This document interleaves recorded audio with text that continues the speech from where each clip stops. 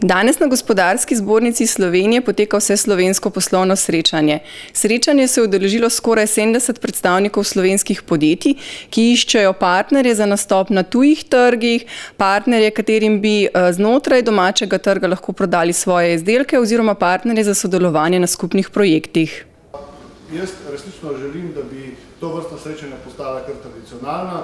Če se bo danes pokazalo, da bo rezultat dober, da bodo konkretni rezultati, potem bomo dosti hitro že v naslednjem letu pripravili drugo takšno srečanje. Zakaj ste se vi odločili, da se danes udeležite prvega vseslovenskega poslovnega srečanja na Gospodarski zbornici Slovenije? Ja, iz enostavnega razloga, ker v današnjih razmerah je v bistvu treba biti prisoten na trgu neprestano iskati nove poslovne priložnosti, nove stranke in to je pač ena od oblik, kjer lahko srečamo podjetja, ki jih pač do zdaj še nismo uspeli vzpostaviti stika z njimi. Kaj pričakujete? Ja, pričakujemo kak uspešen razgovor, oziroma da se bojo ponudile priložnosti za poslovno sodelovanje z našimi storitvami, ki jih pač izvajamo na trgu. Vseslovensko poslovno srečanje je nov produkt Gospodarske zbornice Slovenije.